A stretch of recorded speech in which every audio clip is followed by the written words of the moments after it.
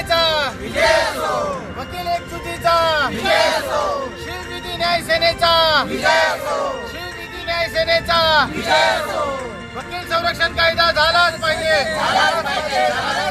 वकील संरक्षण कायदा झालाच पाहिजे वकील एकजुटीचा वकील एकता जिंदाबाद वकील एकता जिंदाबाद।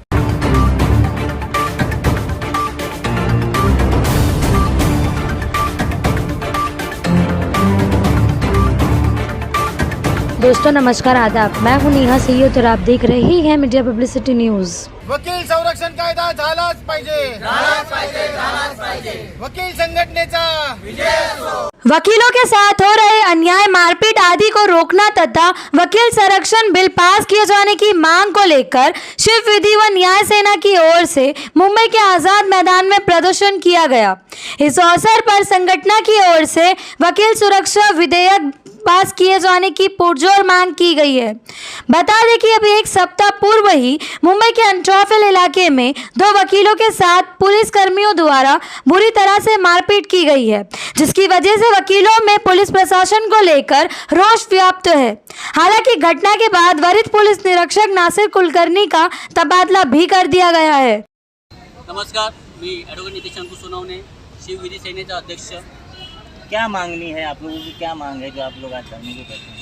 देखिए, बहुत दिनों से, बहुत महीनों से हमारे जो वकील बांधव हैं उनके ऊपर हमले होते हैं। जब वो पुलिस स्टेशन में जाते हैं तो उनके साथ जो वर्तुनुक होता है वो बहुत तुच्छ निंदनीय होता है कि उनसे जो एरोगेंटली बात करते हैं या उनसे आरे तुरे में जो बात करते हैं। हम बीइंग एडवोकेट, हम किसी की ये मतलब उनकी मुराद लेके उनके पास जाते हैं कि उनके ऊपर जो ऐसी घटना हुई है, हम उनके लिए उनको प्रोटेक्शन है, उनको जो न्याय देने के लिए उनको चाहते हैं। तो उनसे जो हमारे ऊपर जो मारहान होती है, जो गाली गलौज या जो हमारे ऊपर हाथवारे होते हैं, उनके खिलाफ बहुत सारी तकरारें हैं। अभी जो रिसेंटली कुछ दिनों पहले एक लेडीज एडवोकेट के ऊपर बहुत मतलब अमानवीय उनके साथ मतलब अमानवीय घटना हुई है। उनका पैर फ्रैक्चर कर दिया, उनके कान का पर्दा फाड़ दिया, उनके प्राइवेट पार्ट्स के ऊपर मारहान हुई है, जिसके ऊपर जो सरकार है वो कुछ एक्शन नहीं ले रही है।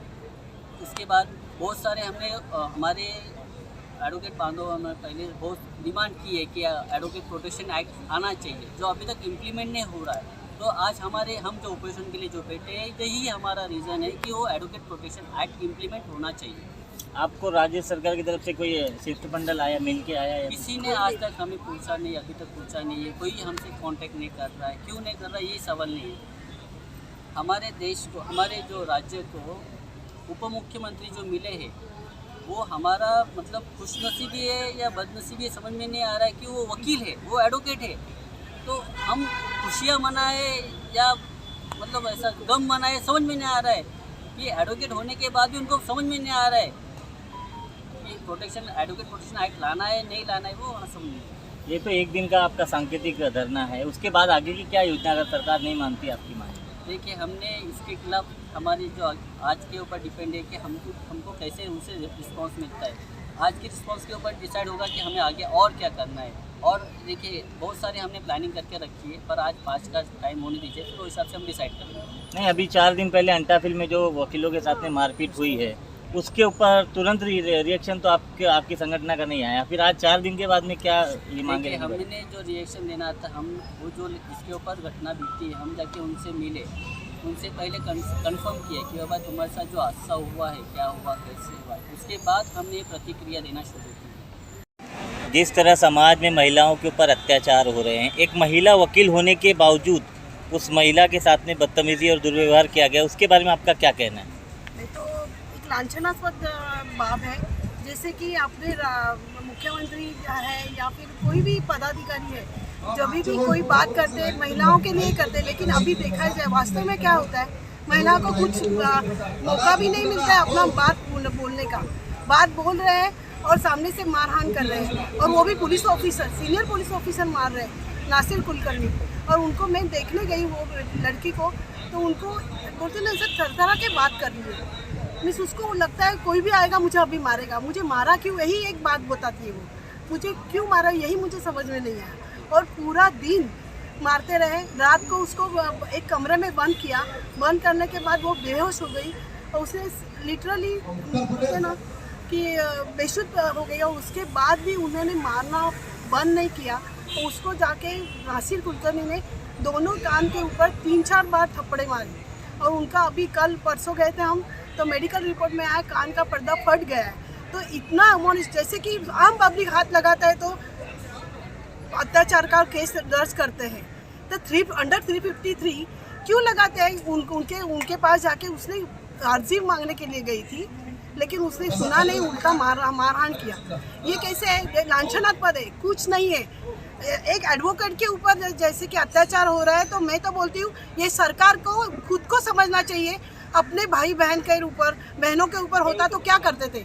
तो तुरंत, जैसे कि अमृता फडणवीस मैडम है, उनका 1 करोड़ का कुछ गफला हुआ, विदाउट एविडेंस FIR कर दिया। तो हम आम पब्लिक है क्या? हम जज बोलते हैं ना, एग्जीक्यूटिव लेवल के ऑफिसर है, ऑफिसर होके भी हमें ऐसा सुलूक मिल रहा है, तो हम न्याय किधर मांगने के लिए जाए? हम यहाँ पे उपस्थित के लिए बैठे हैं। जैसे कि उन्होंने अभी एक क्वेश्चन पूछा हमारे अध्यक्ष को कि इतना देर हो गया, आप अभी बैठे हैं, लेकिन कितना देर हो गया? 6 दिन हो गए। तीसरे दिन तक उसके पास कोई पूछने के लिए नहीं गया ना। वो बोलते हैं ना, कोई आम आदमी जाता है तो हाँ, जब भी वोटिंग करते हैं तभी हाँ मुझे मत दो, आपको कुछ प्रॉब्लम है, पैसा देंगे और वोटिंग करेंगे। लेकिन हमारे पास कुछ भी नहीं है। हम न्याय के लिए लड़ते हैं, आम आदमी के लिए लड़ते हैं, फ्री ऑफ चार्ज में लड़ते हैं और न्याय मिला के देते हैं। लेकिन ये लोग पुलिस होके भी हमें कुछ संरक्षण नहीं दे रहे।